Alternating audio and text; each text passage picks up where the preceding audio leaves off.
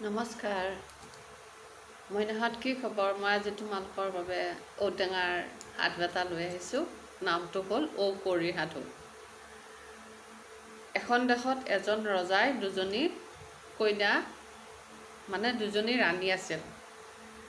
এই ৰাণী দুগৰাকী গৰ্ভৱতী হ'ল আৰু গৰ্ভৱতী হোৱাত ডাঙৰ ৰাণীয়ে ল'ৰা এটা জন্ম দিলে, সৰু ৰাণীয়ে ঔটেঙা এটা জন্ম দিলে। কি কৰিব? সৰু ৰাণীয়ে ঔটেঙাটো জন্ম দিয়াত ঔটেঙাটো চুৱেণ্টলিত দলিয়াই পেলাই দিলে আৰু ল'ৰাটোক ডাঙৰ দীঘল কৰিলে। এনেকুৱাকৈয়ে দিন গৈ আছে, কিন্তু ঔটেঙাটো কি কৰে জানা?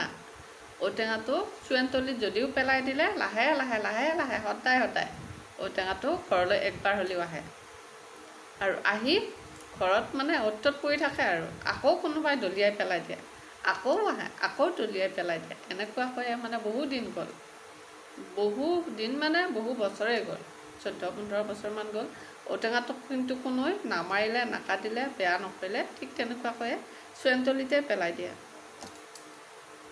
তেনেকুৱাকৈয়ে গৈ আছে আৰু ঔটেঙাটোৱে যেতিয়া কোনো মানুহ দুনুহ নাথাকে নহয়, তেতিয়া নদীৰ ঘাটলৈ যায়, বাগৰি নদীৰ ঘাটলৈ যায়। তাতে গা পা ধুই চুলি তুলি শুকাই ধুনীয়াকৈ আহে সদায়। এনেকুৱাকৈ দিনবিলাক যাই থাকোঁতে এদিনাখন কি হ'ল জানানে? অন্য এজন ৰজাৰ কোঁৱৰে ওচৰতে অলপ আঁতৰত বৰশী বাই আছিল। বৰশী বাই থাকোঁতে এই ৰাণীৰ গা ধোৱাৰ দৃশ্যটো দেখা পালে।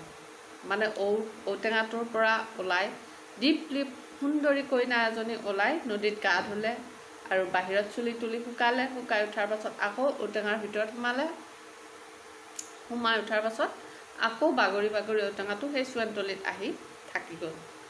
সেই দৃশ্যটো দেখা পালে অন্য এজন ৰজাৰ কোঁৱৰে। যেতিয়া দেখা পালে তেতিয়া কি হ'ল, ৰজাৰ কোঁৱৰজনৰ বৰ ভাল লাগিল বাৰু, বিয়া কৰাব ইচ্ছা গ'ল কইনাটো। তেতিয়া ৰোহৰ আছিল আগৰ দিনত।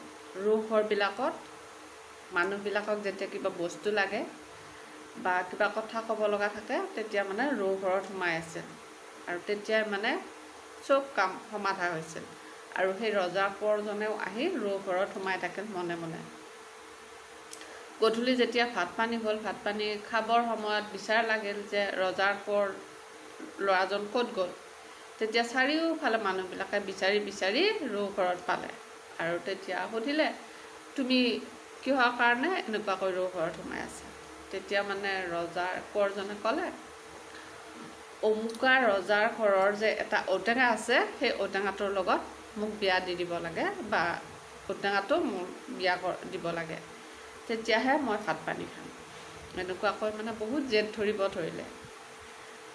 জেদ ধৰাত সিহঁতৰ ৰজাৰ অলপ চিন্তাও লাগিল, কিনো হ'ল ইয়াৰ, কি কথা, কি বাৰ্তা। তেনেকুৱাকৈ থাকি এতিয়া সি ভাতো নাখাই পেলাই, কি হ'ব এতিয়া আৰু যি হয় হ'ব আৰু তেওঁলোকলৈ খবৰ পঠিয়ালে। যিগৰাকী ৰজাৰ ঔটেঙা জন্ম হৈছিল, ঔটেঙাৰ বাপক যিগৰাকী ৰাণীয়ে ঔটেঙাটো জন্ম দিছিল, সেই ৰাণীগৰাকীক ক'লে, ঔটেঙাটো মোক বিয়া দিব লাগে বা আমাৰ ল'ৰাটোলৈ বিয়া দিব লাগে, তেতিয়াহে হ'ব।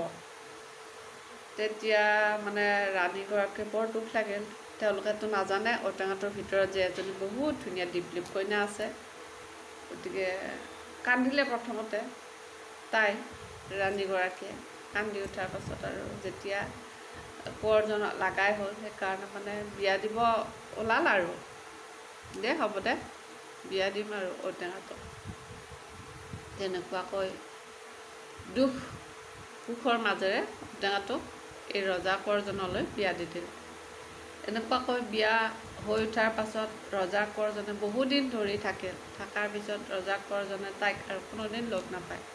ৰাতি ভাত পানী দিয়ে, ৰজা কোঁৱৰজনে কি কৰে, ভাতৰ আধা খাই আধা থৈ দিয়ে আৰু আধা যেতিয়া থৈ দিয়ে, সেই থৈ দিয়াখিনি ঔটেঙাটোৰ পৰা ৰাতি ওলাই আহি সেই ভাতকেইটা খাই থৈ দিয়ে। তেতিয়া কি হ'ব,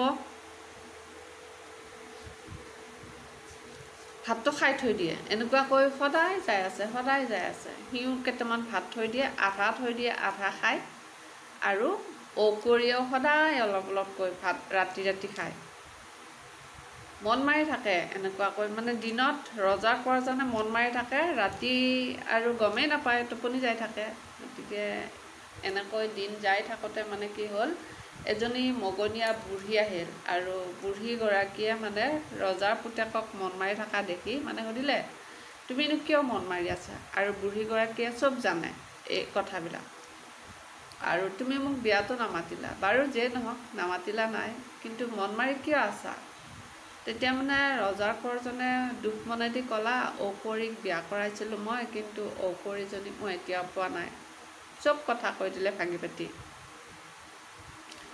তেতিয়া মানে বুঢ়ীজনীয়ে বুদ্ধি এটা দি দিলে যে তুমি ঘৰৰ ভিতৰত একুৰা ডাঙৰকৈ তোহৰ জুই ধৰিবা, আৰু অলপমান দৈ গাখীৰ কল এনেকৈ মোহাৰি পানী অলপ ৰাখিবা।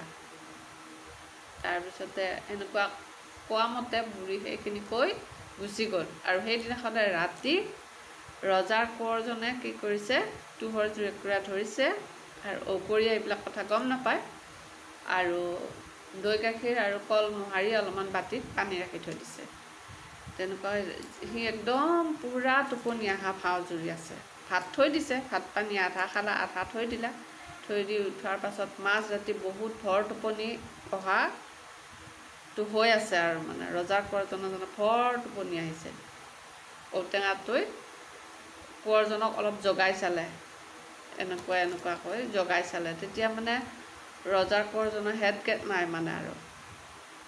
তেতিয়া ঔকৰিজনী বিচনাৰ পৰা নামি আহি মানে দীপ্লিপ ধুনীয়া কইনাজনী আহি ভাতকেইটা খাব ধৰিছে। ঠিক তেনেকুৱা সময়তে ৰজাৰ কোঁৱৰজন ধাপকৈ উঠিল। উঠি সেই ঔটেঙাটো জুইত, তোহৰ জুইত সোমাই দিলে।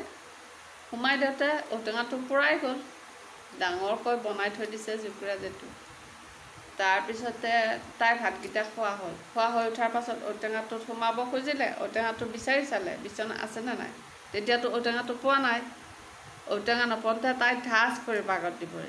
তেতিয়া ৰজাৰ কোঁৱৰজনে পটককৈ এই দৈ গাখীৰ আৰু পানী মোহাৰি অলপ বাতিত যে থৈছিলে, সেই পানীখিনি মূৰত ভৰণ দি দিলে।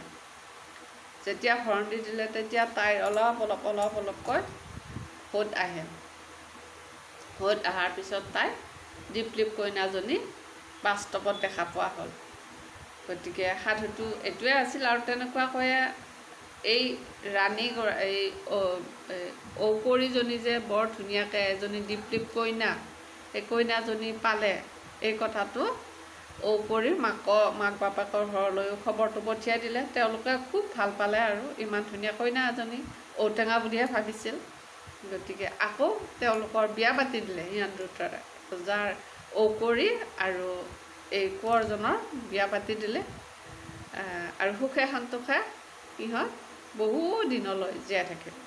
সাধুটো তোমালোকে শুনি কেনে পালা জনাবা, আৰু ভাল লাগিলে কমেণ্ট কৰি ক'বা।